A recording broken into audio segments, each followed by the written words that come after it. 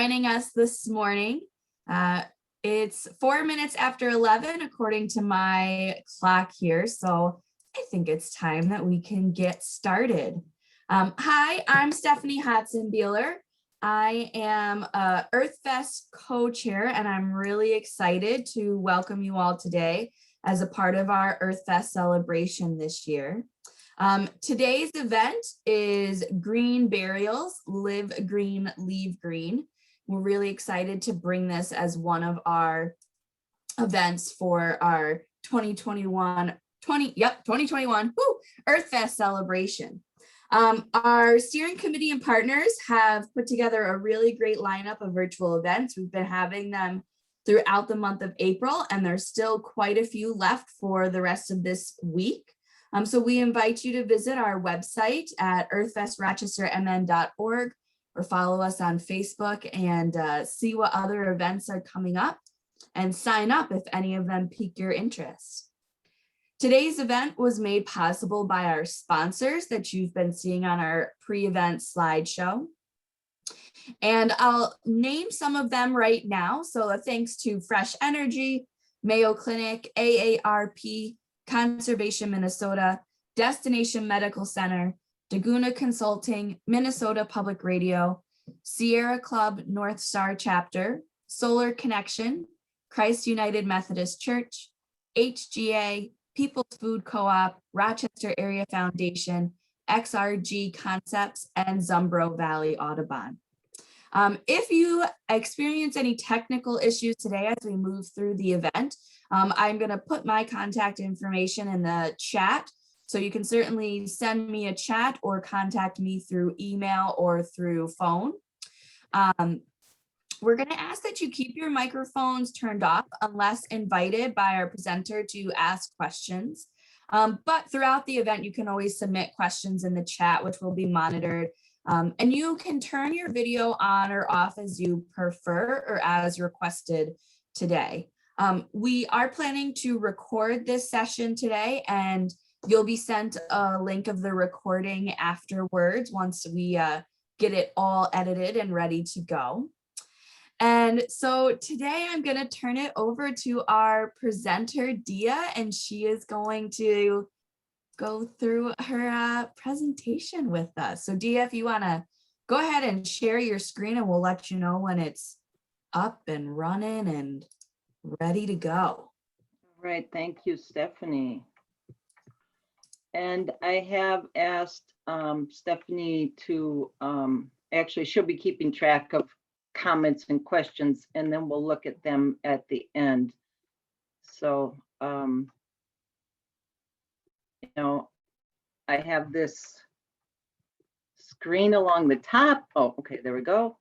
Slideshow. From beginning. Okay, so we'll do the questions at the end. I don't know, you probably see this little bar here. I don't know exactly where to move it. Okay. All right, how's that looking?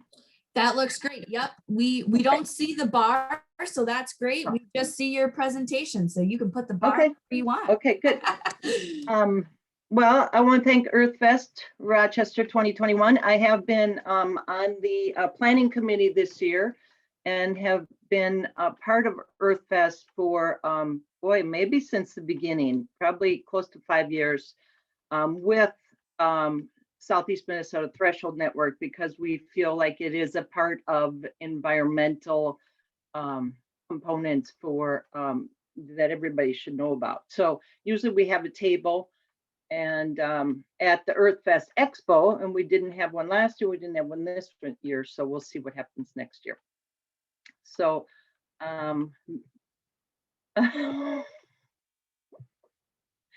there we go. Okay, so this is me, Dia Kenyon. I live in Rochester. Just retired from being an acupuncturist for 32 years. And so, which I mentioned that because it's about holistic healing and connecting with the earth and with balance of yin and yang. I've been a gardener and environmentalist as long as I can remember. I've been a hospice volunteer. Currently I'm in Rochester, and when I lived up in Ely. And then this is, I put this in the chat also. The Minnesota Threshold Network is a great resource website. And then I'm a co-founder of our Southeast Minnesota Threshold Network, which is, we used to meet monthly and we're still active somewhat, but we try and encourage conversations and environmental, economic, and emotional components of death and dying. My business is Mortality. There I am drinking a cup of tea. And my end-of-life doula, which I will touch on with one slide to let you know what that's about, and a home funeral guide. This is me and my mom and my family way back. And my mom died when I was just before my 10th birthday. So I think that probably had an impact on me. It was a time of confusion and, you know, felt lost and alone and just empty inside. So that might be a factor for my work today. And then the bottom left, my mom and my sister outside of my grandparents' funeral home in Minneapolis. So I don't know if that was a factor. I haven't accessed all of those those thoughts yet. I do want to say that we're on ceded Dakota land here in Rochester, that Native Lives Matter and Black Lives Matter. And my presentation today is from a privileged white perspective, and not just that, but of Northern United States as well. So that's the norm, that's the standard that I'm presenting from. And I do advocate for anti-racist policies. And a website I've been learning a lot from is radicaldeathstudies.com. And maybe Stephanie, you could get that in the chat. And Stephanie I did give some handouts, which I don't know how we'll get them, but anyways, that helps to it's a collective of radical death studies to help decolonize the study of death and dying and practices around the world, and particularly in the US. She's a scholar and does research, and so that's a great resource. I do want to welcome people too before I go too much further, because you know, most people don't want to talk about death and dying, but I believe it takes a village to really have a quality end of life, as it does a beginning of life and throughout the life. No one would expect a mother to give birth all alone, without any support, without any resources. And likewise, we wouldn't plan a wedding all by ourselves, which is one person involved. Likewise, let's not have dying as a lone practice. So it takes a village to live and die. And you'll see components of building community with this. So this, calling it the greening of death, or the more of a death positive movement. In a nutshell, it means increasing conversations about death.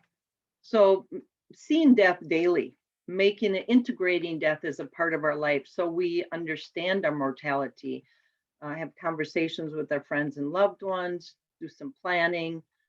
Certainly the hospice movement is very powerful, the death midwives, and then the after death options, home vigil, family plan, funeral ritual, and then final disposition.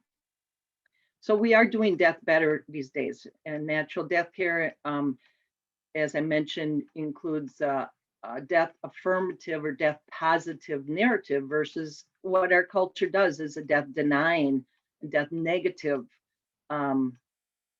Well, there is really no conversation, but you know, most people would rather die than to talk about dying. But some of the you know, changes in the last 15 to 20 years have created this whole movement, this new paradigm shift, including the Green Burial Council. Funeral consumer alliances are not new, but are active, and then more choice for the consumer. Here in Rochester, I'm part of Community Reflections of Living and Dying, the Southeast Minnesota Threshold Network, and then my business, Mortality. So encourage, as I mentioned, the conversations with family, completing healthcare directives, including writing your own obituary and your after death, what your wishes would be. So emotional benefits of being green.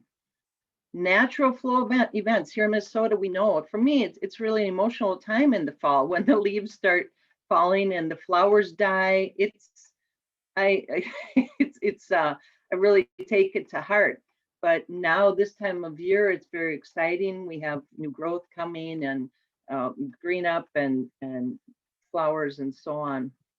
So normalizing the dying, normalizing the cycle of life and death, including children, teaching children, embracing our grief, feeling useful, finding meaning in life and in death, and building community for all of this.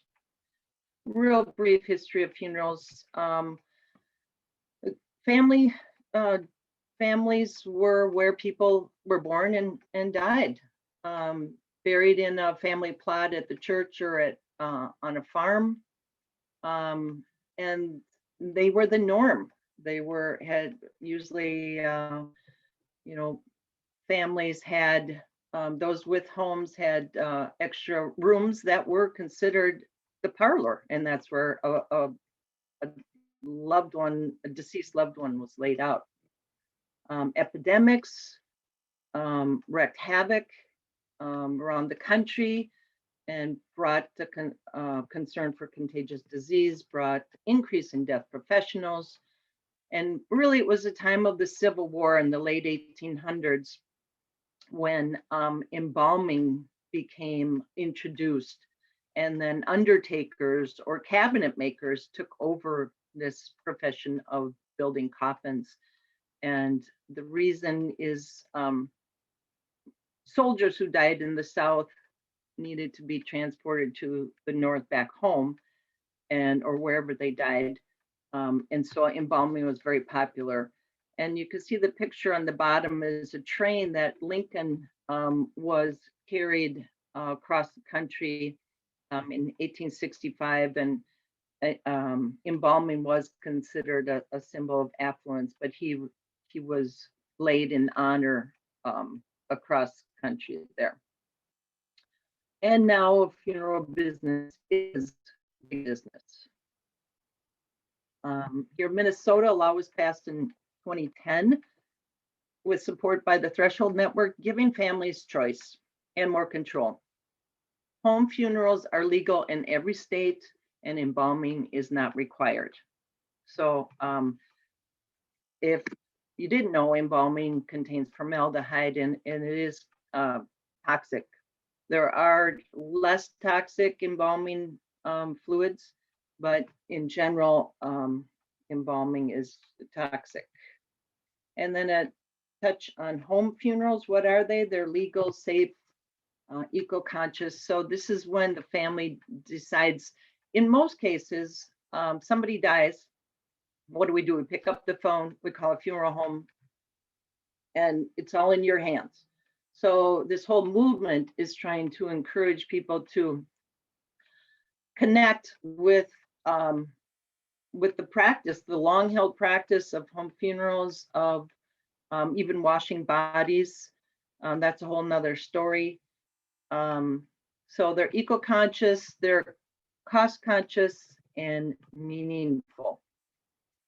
Using biodegradable materials, locally sourced materials, and organic natural methods.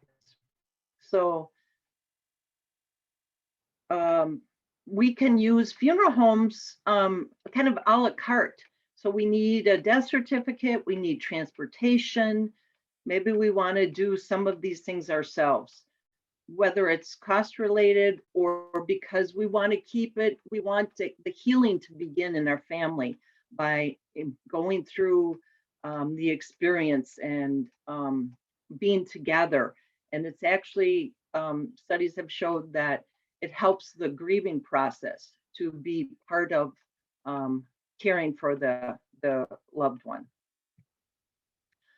My brother died 2 years ago in January, and I want to be sure that you know, just because you want to have a green burial, you need to check, or maybe you decide you don't want to be embalmed, you need to find a funeral home or cemetery, because they have their own rules.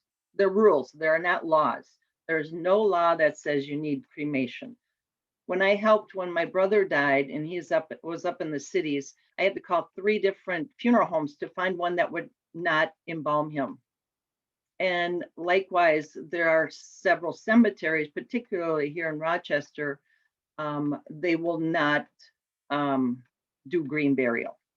So you have to check around. It's kind of, we need to educate ourselves and then create this, like I said, a village, create this movement to bring green burial and be advocates here in Rochester.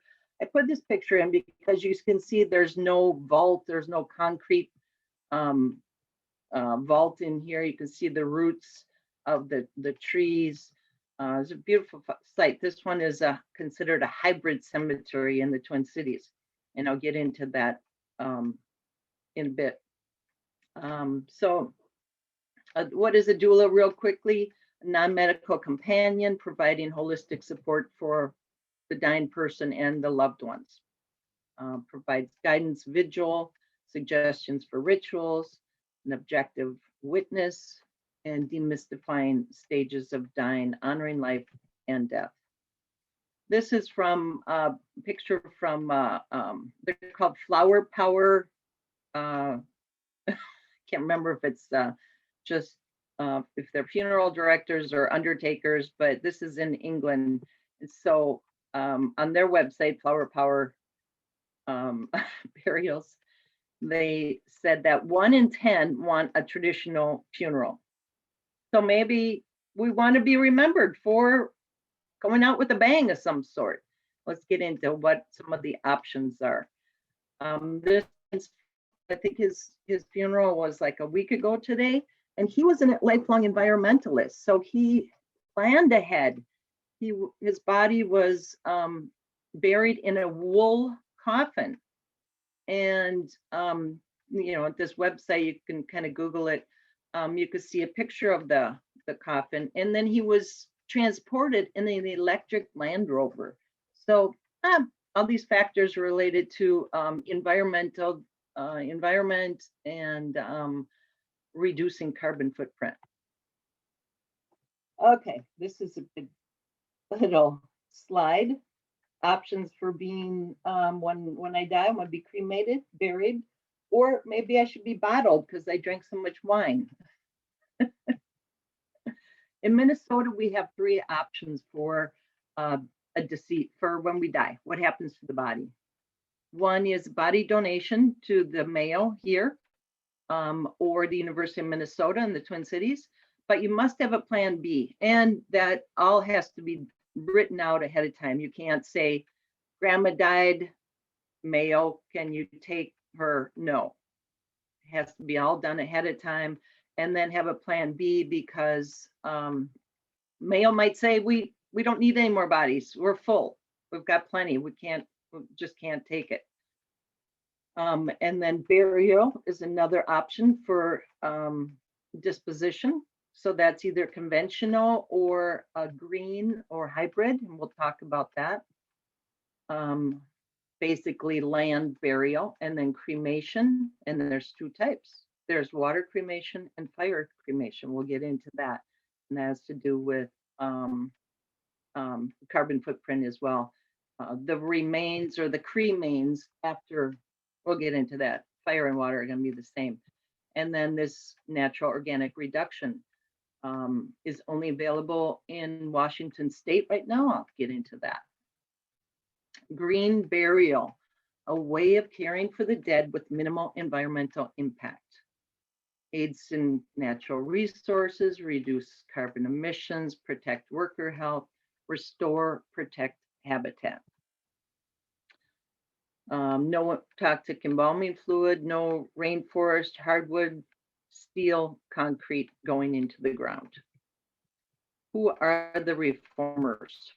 Transcends all social, economic, political, eco-conscious consumers, baby boomers, spiritual community, environmental stewardship. These are reasons: economics, aesthetics, and I can't quite read the last one, but typical lawn cemetery uses pesticides and herbicides. Can endanger workers, fertilizers into the water table, concrete vaults, embalming fluids, and again, I cannot see that last. I don't want to. Okay.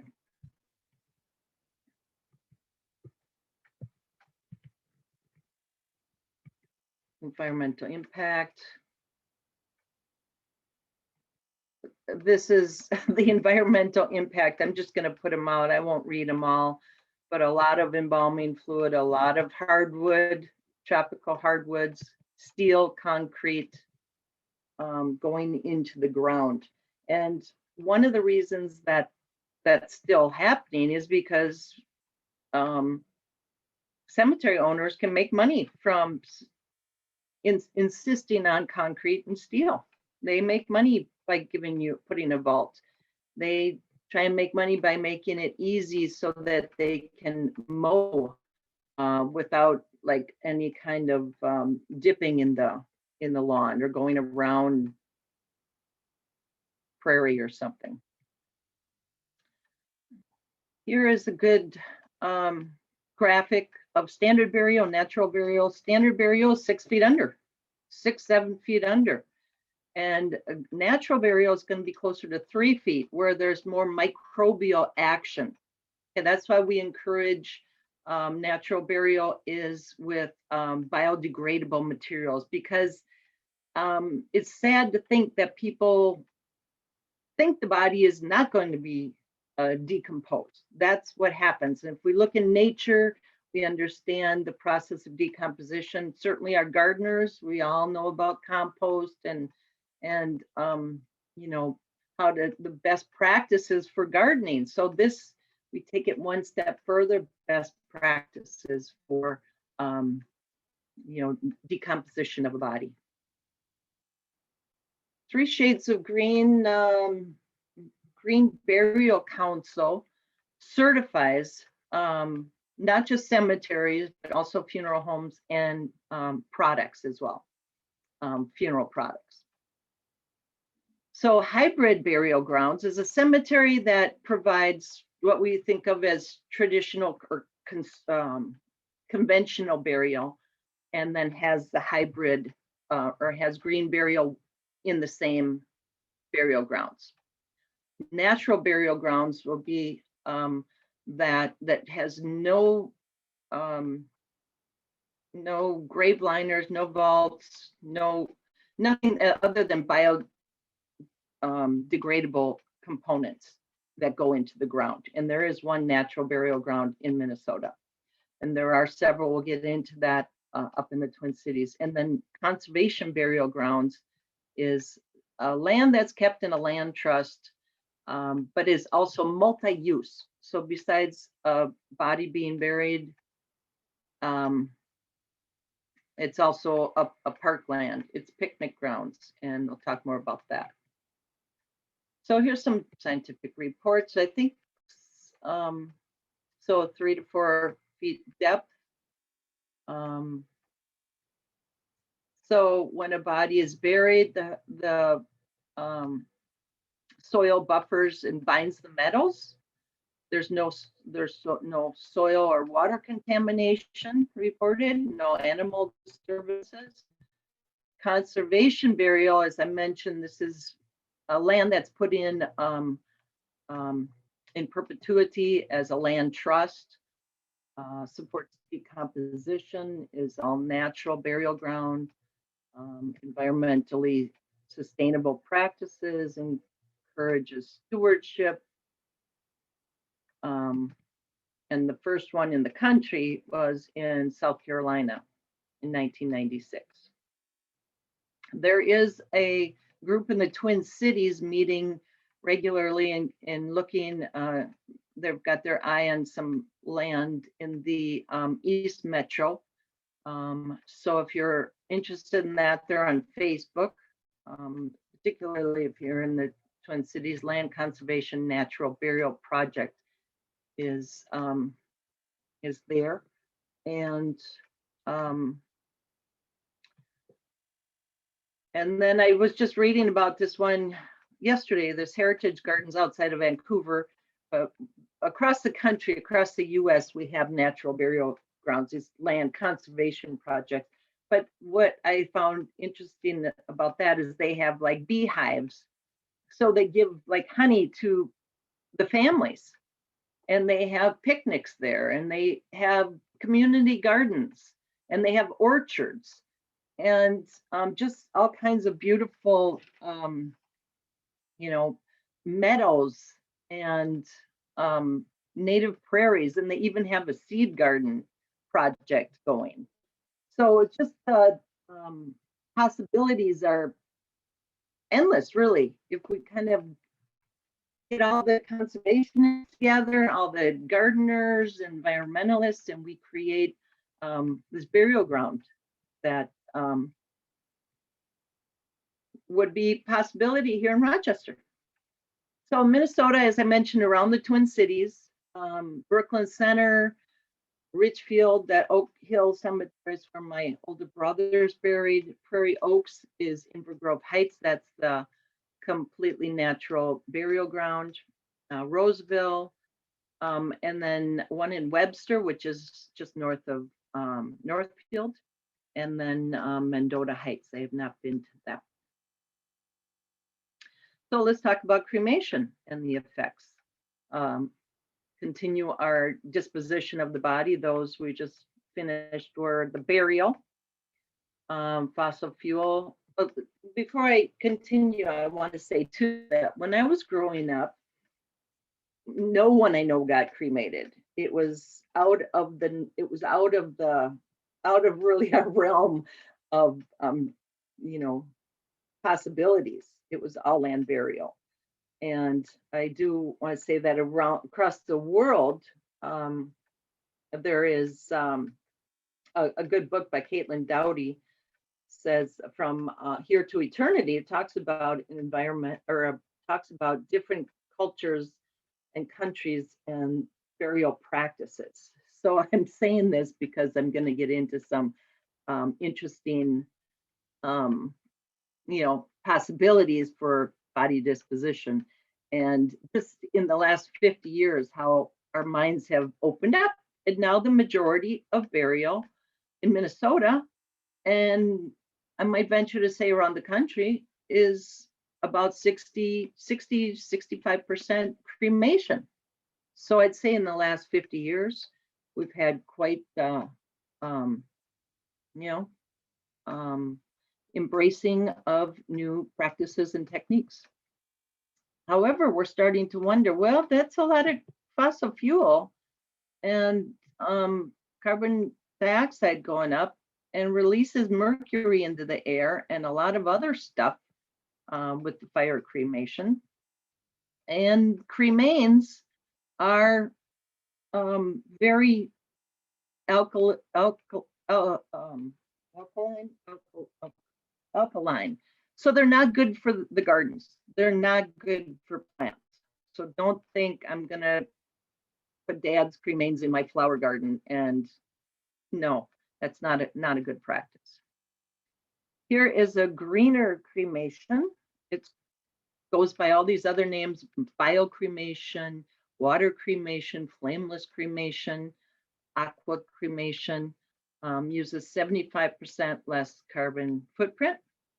And I want to say too that the cremains, or what's left, the so-called ashes, which are just ground up bones, are going to be very similar, whether it's fire or water cremation.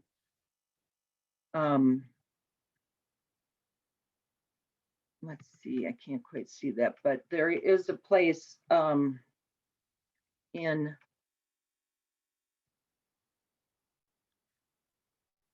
in called Better Forest Place that buries cremains, and that's, you might have heard of that.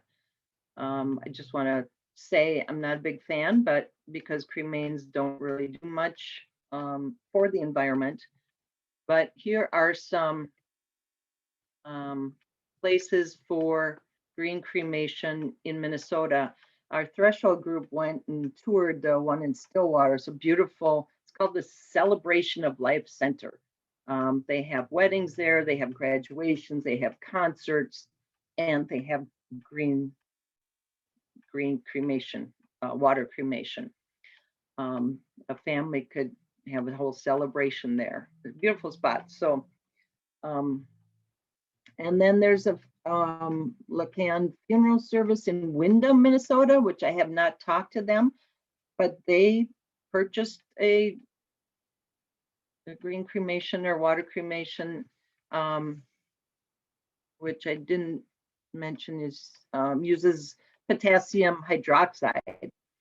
And you're going to wonder, well, what happens? Well, the body is dissolved by this potassium hydroxide, which is also known as lye. So I think it's like what, 3, 4, 5%, and dissolves the body. Mayo Clinic, for those who have donated their body, Mayo disposes of their bodies with aquamation, and they have for many years. And apparently, I just learned too recently that most or many animal veterinarians dispose of their animals by aquamation, by this, the official name is alkaline hydrolysis. So if you're doing a kind of an a la carte, hey, so-and-so died, you call a funeral home, I want the green cremation, they can take your body to this Metro First Call. You have to coordinate through a funeral home for that. So green cremation, aqua cremation, alkaline hydrolysis, less toxic on the environment. Now here's a process. It's recomposed, is turning the body gently into compost. They're using the term natural organic reduction. So it's just like they have a pod or a series of pods that the body is laid in, basically with wood chips, alfalfa, heat, and when water, and certain temperature. Sequesters carbon, improves soil health, and then the family can actually, if they want, receive, it's actually like a truck full of compost of your loved ones. Currently, this is only available in Minnesota.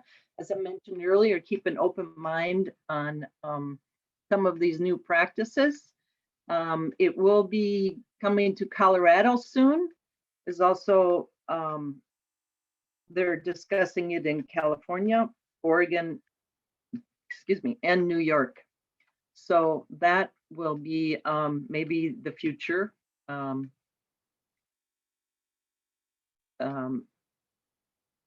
Of disposition, that, and you know, conservation burial lands.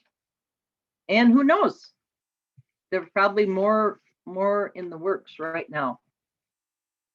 So your call to action, if you're interested in making some of these things happen, you can get a hold of me.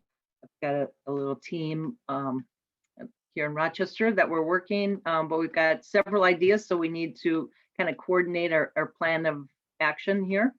And there's my phone number, and you could become a friend of the Green Burial Council. They have great resources and documents on their website, how to talk to a funeral director, how to talk to a cemetery owner, you know, why green burial is a veteran issue, how Catholics feel about green burial, and so on. Just great free materials there. And then these are just a few, when I give this class like through community ed or in person, I give handouts to of all of these, but you can get it at the Green Burial Council. So we have a choice where death is, or where life goes on, preserving the natural ecosystem. So I really appreciate people listening and taking this to heart, and hopefully having conversations with your loved ones and with your community. Here's some connection contacts for me, and some credit to some other groups. And thank you for your attention. And I'd be happy to take some questions or have a conversation. And I will stop sharing my screen now. Wonderful. So Dia, we did have some questions come in the chat. I am happy to read them, but before I do that, I just want to invite those that ask the question, if you would like to unmute and ask it yourself, I'll give you that opportunity. So I'll look for an unmute. Sure, it's a small enough group. Feel free. Yeah. Don't all talk at once. All right. I see. Can you say your name? Is it Mira? Mira, yes. Okay, Mira, go ahead. Why don't you start with your question? Okay, I actually have two questions. And the first one was about the concrete vaults, which is something that kind of surprised me. As a Jew, we're often buried in plain pine boxes, and at my friend's funeral, but that was in a concrete vault, which just shocked me because that I didn't realize all that. And so I heard you say like ease of mowing, and my comment was that, I thought concrete vaults in Minnesota was partly because of soft earth and concern about water tables and stuff like that. So that's my first question. I wondered if you could just comment. Yeah, I'm hearing two parts, and the first part is that yes, Muslims and Jews want to be in contact with the earth. So a lot of cemeteries, they oblige them by putting the vault, so a body could be laid on the ground, and then the vault would be on all sides and over that person, with the person in contact with the earth. So maybe that could possibly be your. This was actually buried into the earth, but I thought the concrete box went into the earth, not into a concrete vault that the casket went into. So it was below ground. Yeah. Yeah, my understanding is like kind of a three-sided or open box that fits over. And part of the reason that the ground can become uneven is because they're going 6 or 7 feet deep. And so then you're piling that soil back in there on top of it. And over time, it kind of settles. And that's supposedly why the vault is, that's the reasoning for having a vault. Now, if you're not going that deep, you can have some ground settling. Or if you're planting wildflowers or prairie grasses or something like that, it's not going to be mowed. It might be mowed regularly. It might not be. Depends on what kind of a burial ground you have. It might be natural burial grounds. And the other question is there like a national organization? I'm wondering how to find out, like I'm from Chicago, how to find out what might be available in that area. Well, I would Google Chicago. I know Wisconsin has quite a bit, but there is put in the chat the Green Burial Council, and so they might be able to I would just do green burial Chicago. And then you kind of find out what's in the vicinity. And Wisconsin might not be too far too, if you interested. I know they do have some nice burial sites there, if you're so inclined. And it's funny, Minnesota is, I think was the first state to have alkaline hydrolysis or water cremation. And now there's only 18 states that have, quote, legalized it.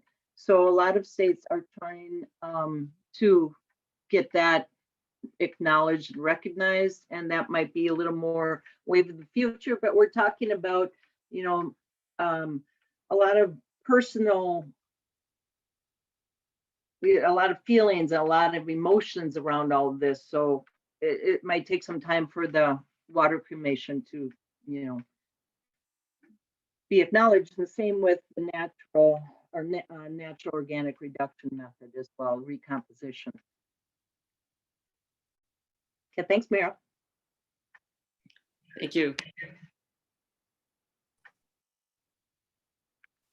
So one of our other questions was about burial pods. Can you share any information on that? What is it? Okay, so that person might be referring to like the mushroom pods or something, which I have seen advertised. And then also there's others that have kind of seeds seeded into them. Now, what's biodegradable is a shroud, and that could be, but if you're buried at a depth of like 3 feet, you're going to encourage the natural microorganisms to be present. The pods, I can't quite picture because we have rigor mortis that sets in when a person dies. And so your body is stiff and rigid. How do you fold it up into a pod or an egg shape as it is? I can't quite picture how that works. So unless it's more shroud-like. And yes, you can, biodegradable can be buried like in paper mache coffin, or wicker casket, or something. The Trappist monks in Iowa, just south of us, make pine coffins. There's in some parts of this state and around the country, people make their own coffins. And that's part of a community building too. So, and the other thing that made me think of the burial pods is they call them pods when for the recomposition in Washington State. But that's kind of a group of pods, and they're in these pods, and then they go through the process of decomposition. So they're not really buried in a pod, but so I hope that helped a little bit. Yeah, I think so. Okay, Anna, you had a question as well. Yeah, I was thinking about it because you were talking about a lot of the the logistics of needing to make some of these decisions, before they critically need to be made, and having your family make them. But I was wondering, what are some of the non-logistical barriers that you hear a lot of for people in considering a greener option? So when they're trying to wrap their heads around this, what's the non-logistical, what are some of the things that come up? Well, I'm not sure I understand, but tell me if this helps. This is. I mean, like, are people weirded out by the idea of not going through a traditional method of, either cremation or embalming and burial? Is there something about it that doesn't sit with people, or is it, that kind of thing? Is it a psychological hurdle for some people? I think so, since we haven't been including conversations about end of life and death and dying. Like in California and Australia, they actually have death and dying classes through high school. They actually, and I think that should be encouraged, because we have, sadly, a lot of people dying of drug overdoses and car accidents and violence and suicide. And what resources are really available for the families, or the friends and families. So I'm an advocate for encouraging these conversations, and some, it's one place to start is how do you see the end of life? Do you want to die at home? Do you want to have your friends around? Do you want to be in a hospital? Do you want to be, that's why we have the advanced care directive, so we don't end up dying all plugged up or plugged in and so on. But there are, it's just not part of our what's the word? Our conversations, our language, really, to talk about how we'll go through our losses, even losing our loved ones. We don't have the language for, our helplessness or our shame even, and our grief. And then we feel so isolated. So we're kind of putting in place as resources.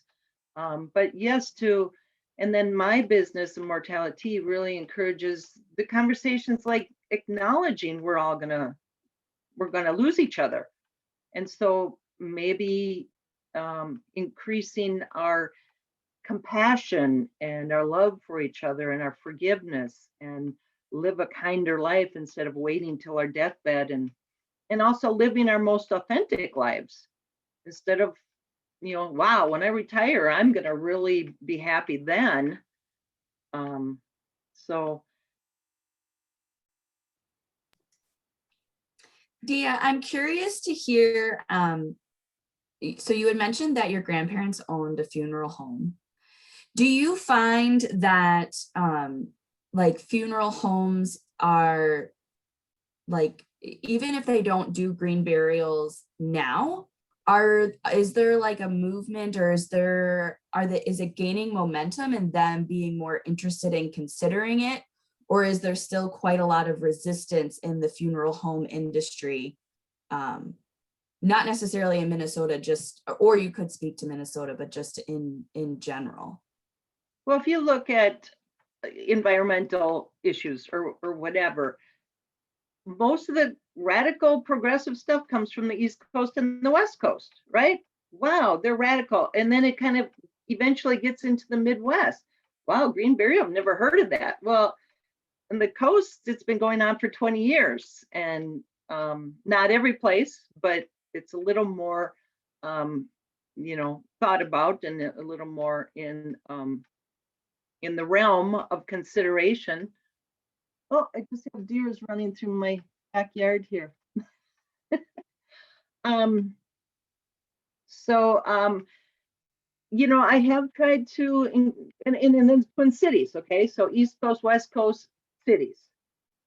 And that's why I might be hopeful for Mary in Chicago, but and then now Rochester. Hey, it's a big city, should be happening. I would think it'd be a feather in someone's cap to say we are the first green funeral home, or we are the first green cemetery in a town of over 100,000, in the third biggest city in Minnesota. Mm-hmm. I should think so. But it's about educating ourselves so that we can, right now, the funeral homes and cemeteries, hey, nobody's asking for it. I don't know. Nobody calls me to ask about it. So it's kind of like a chicken and the egg thing. We ask, do we call them and they're going to say, no, we don't have anything like that. But if we get a groundswell, we get this sort of working group together, because I know there's a group of 200 Somalis in Rochester that want green burial. And so it's sort of like, let's all have an impact and be a community, be a force that is requesting, a little more natural. Right now, you can go to most funeral homes and wash your loved one's body, because that is traditional for other cultures that are here in Rochester. And that's might be true most places. And I know my brother was a Mormon, and he was allowed to have at this green funeral. It's not a green funeral home, it's like a hybrid, but he was allowed, his sons were allowed to wash his body there. And So I got to move out of my office, and my husband's going to take over his Zoom meeting. All But right. I'm here for more questions. Yeah, well, we've only got a few minutes left, and there aren't any additional questions in the chat. So for those of us that are still here, if there's any other questions, you can More comments. moment you know, to unmute. Uh, Oh, go ahead, Dia. No, I was just going to say, if there's any comments on my presentation, like this was clear, this was not clear. I wish you'd talk more about this or that, because, I'm trying to really reach out to the average person and make them, to encourage them to embrace these conversations with their loved ones. Yeah, Dia, that's a great thing too. Yeah, so if you wanted to share any feedback, and if you don't feel comfortable sharing feedback right now, we are going to be sending out surveys. So those of you that had registered online for this event, you'll receive a survey, and we'll definitely get any feedback on this topic to Dia so that she can get more information either to you directly or add it to future presentations as well. Yeah, it's hard to define what is green burial, because it really kind of have to back it up. Okay, well, how do you want to die? Who do you want with you? Where do you want to be? And there's a lot of that so abstract. It's like, well, I don't know. I mean, who wants to think about that? But just to normalize the conversations, because we don't know. And there's like, I think I heard is like 250,000 people die every day. And, if it's not happening to me, we might think, well, it's not going to affect me. Or the olden days, don't talk about it because it's going to bring it on. All right. Impressive. I want to thank you for all that detail. And even though I've had that in the back of my mind, I did get a lot more detail that illuminates it for me. So thank you very much. Glad I participated. Wonderful. Thank you. A lot of things to I learn. just had one more question, if you've got a second. Yeah. Do you think that because of the pandemic, people are going to be paying a little more attention to their sort of end of life decisions? Because I know personally, it had not occurred to me really. I mean, having kids, you buy life insurance and you do the stuff, but it had not really occurred to me to think too much about my mortality this year. And I think there are probably a lot of people, even younger people, who are in that boat. And do you think that this will change that, or do you think people are just going to kind of go back to assuming they're Teflon after this again? Well, I think there's a lot more resources. So for those people who are concerned, and I know there are resources, because I was exposed myself to COVID these last few months, and I tested negative, but immediately I thought, I'm going to die. There's a lot of fear in, well, I know I'm going to die, but there's a lot of fear circulated through the news media about this, and there are a lot of people that have died, and and then a lot of people died alone. And that's very tragic, when you couldn't say goodbye or you couldn't hug someone one last time. I think with the vaccine, at least some of those fears will be lessened, just in that we can be with our loved ones, maybe. I don't know. I shouldn't say that. I don't know if that's true, but value every day, value, our loved ones right now, and that might change.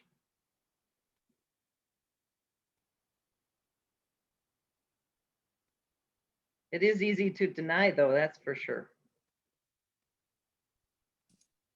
Postpone. Yeah, think we're going to live a long life, and but at least let people know, what your wishes would be. I think it's good to write it down. I mean, even to write your own obituary. That's what our Threshold Network does. And we went through the training of washing a body, so that's a way of being intimate. It's like a gift to your loved one at the end of life. One final, we were with the family this last year when the father died. It was actually father-grandfather, and the granddaughter was shaving him. And we walked the family through just washing the body, dressing the body, and then laying him in honor for a couple days. And that was a home funeral. So it's having that connection and keeping people around, and like I said, it takes a village to die. Well, Dia, thank you so much for sharing your knowledge and being a really welcoming and open person to having this conversation with us today. I have some things to think about personally, and definitely am interested in sharing people to connect with you for this conversation and starting this as well. So thank you to everyone who was able to join us. Again, we were recording this today. So once the link gets all finessed, we will get that out to all of you. And that's all we have for our event today. So thank you very much. Have a wonderful rest of your weekend. Thank you, Stephanie. Thank you, Anna. Thank you, everyone.